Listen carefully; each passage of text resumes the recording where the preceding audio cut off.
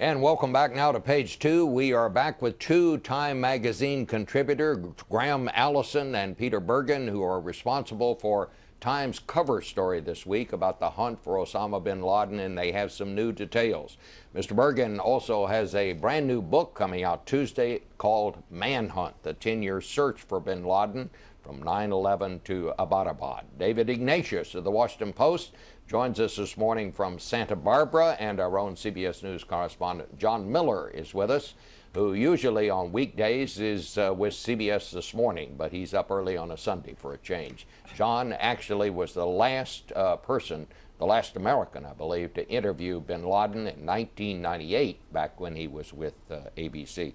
Graham Allison, I want to start with you because, you know, we're hearing the administration and everybody is talking about how they got Osama bin Laden, and they certainly did. But it turns out that there were some of the president's most senior advisors who didn't want to do this. And tell us how you found out that, and tell us the details.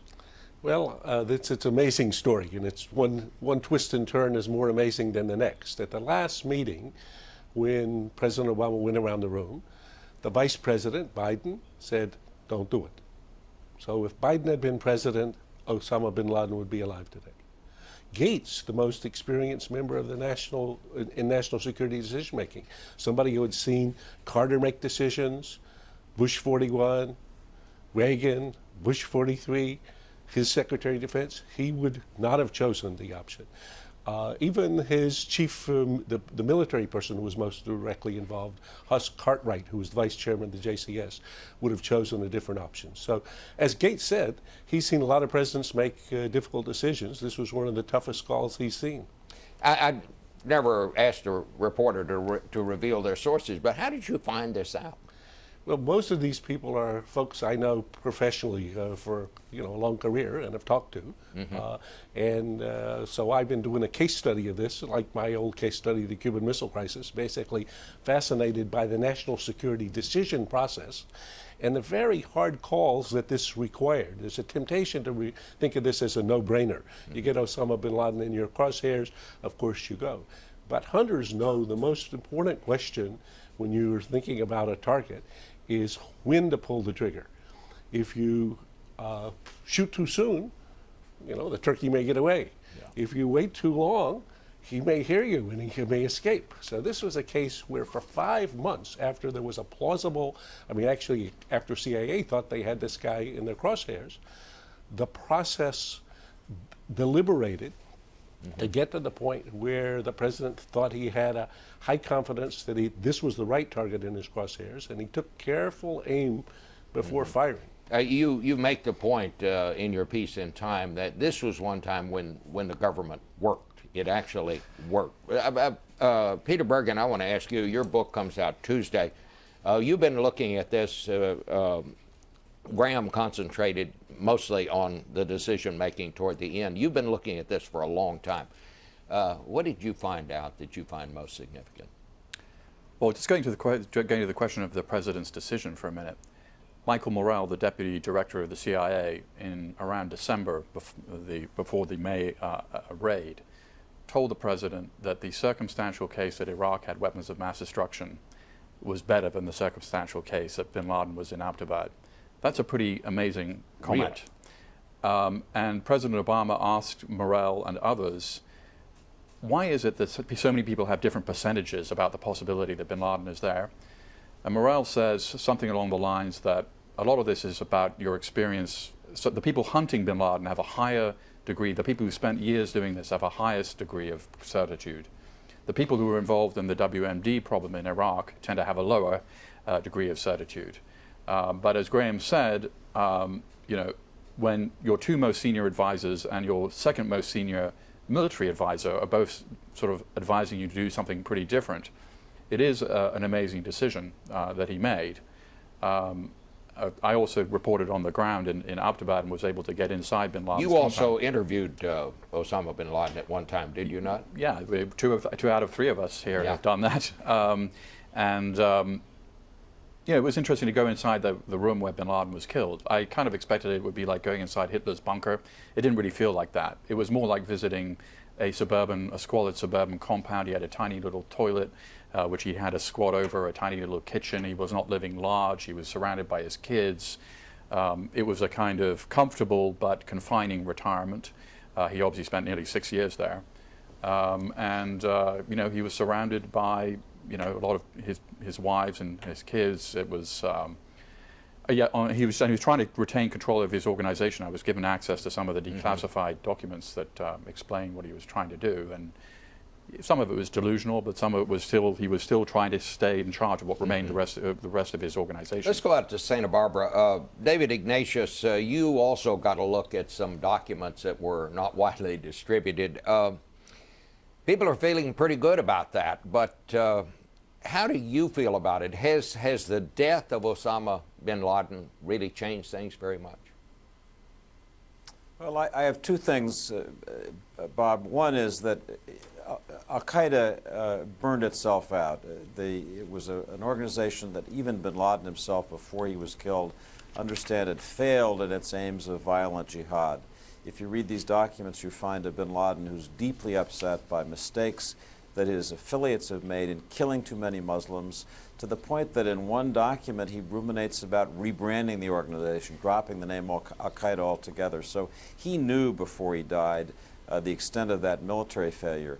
In terms of ideas, as I travel the Arab world and read about what's happened there in this amazing year of uprising and awakening, I'm struck by how many of the people who've risen owe their Muslim ideology to people who bin Laden himself looked to.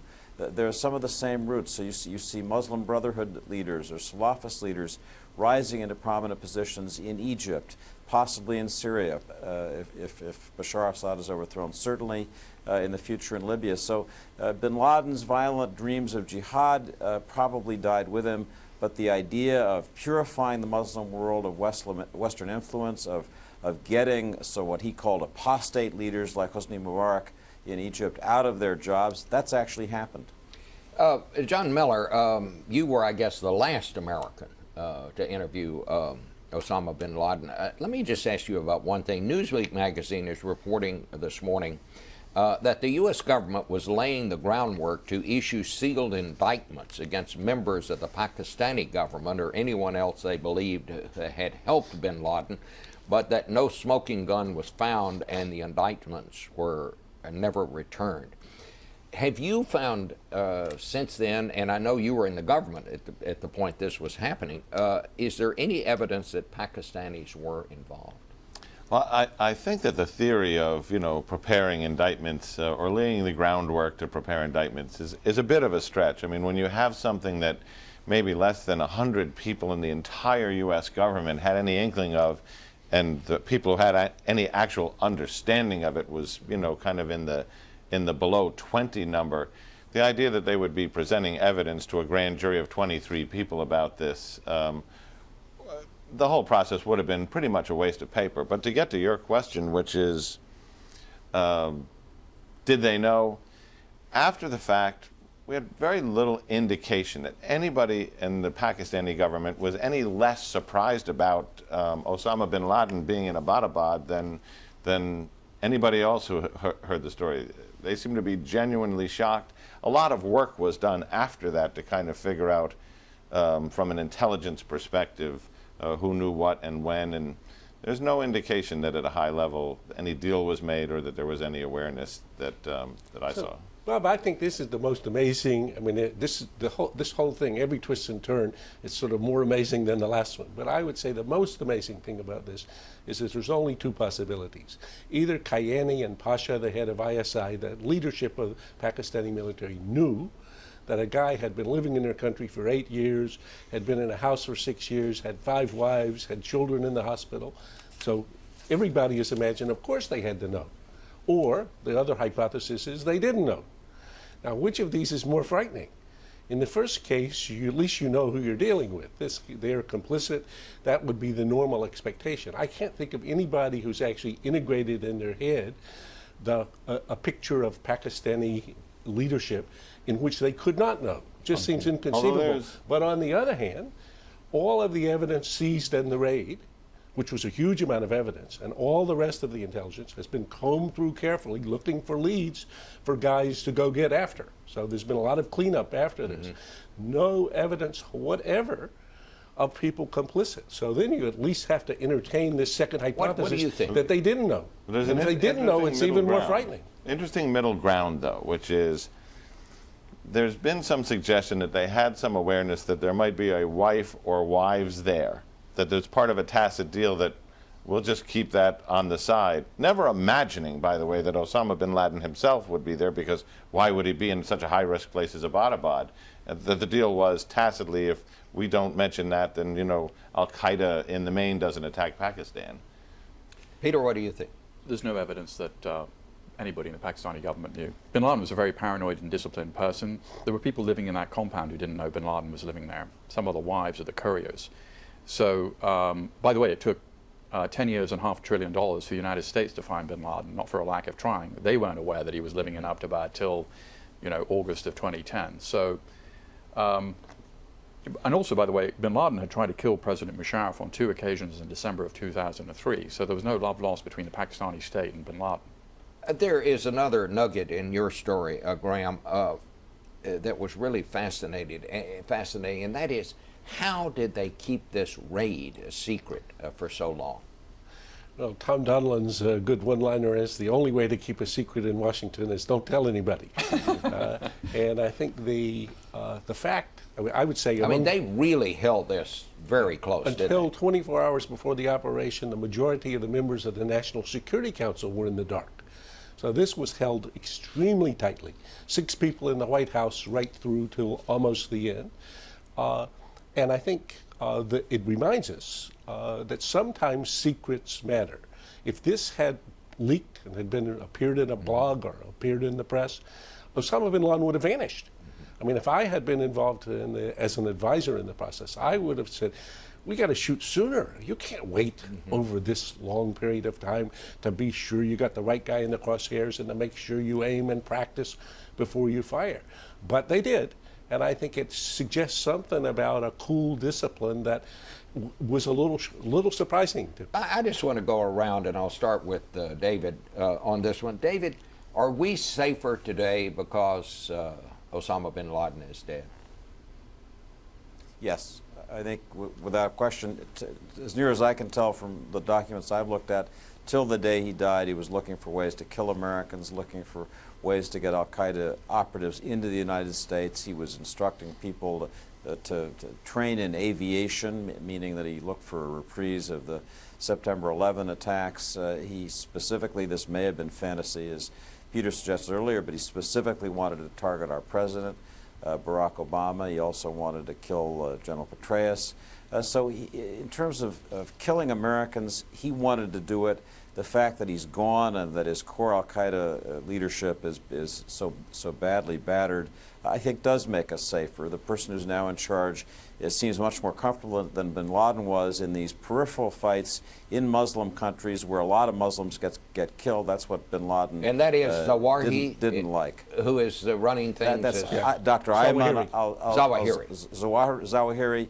He's an Egyptian doctor, and he's been with the movement for a long time. He has tried to insert himself in the struggle. He's had a video message in February, Onward Lions of Syria, to the Syrian opposition. There's not a lot of evidence that the Syrian opposition sees him as its leader, although there are some Al-Qaeda members who were involved in operations against Bashar al-Assad. But on your basic question, the President made a tough decision. He's going to argue, and he's right, that Americans are safer because of it. Peter, what's your thought? Yeah, 17 Americans have been killed in the United States by Al-Qaeda or people influenced by its ideas since 9/11. More Americans die in their bathtubs by significant amounts, accidentally drowning. We don't have an irrational fear of accidental bathtub drownings. About 300 Americans die every year in that manner.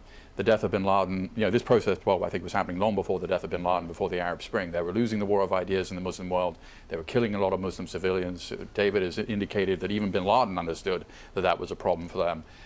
So, we're relatively much safer. Quickly, So, yes, this took off the head of the snake, but I think the big news is that we live now in an era in which other people can do this. So while Al-Qaeda is at the point of strategic defeat, the idea that the U.S. is not vulnerable to major attacks in the future is unfortunately wrong, and we will be as long as we can see. John, I'll let you be cleanup. I think, that Al-Qaeda figured out something important, which was the messenger is actually more important than the message. You had Ammar al-Awlaki putting his videos out on YouTube, the democratization of television. So frankly, now we've got the tail wagging the dog, which is they're reaching the masses, and we are seeing through the homegrown extremists, it might not be Al-Qaeda's front office, but the message is getting out, and we do see those plots every year against the U.S. soil. Well, gentlemen, thank you very much. I learned a lot here.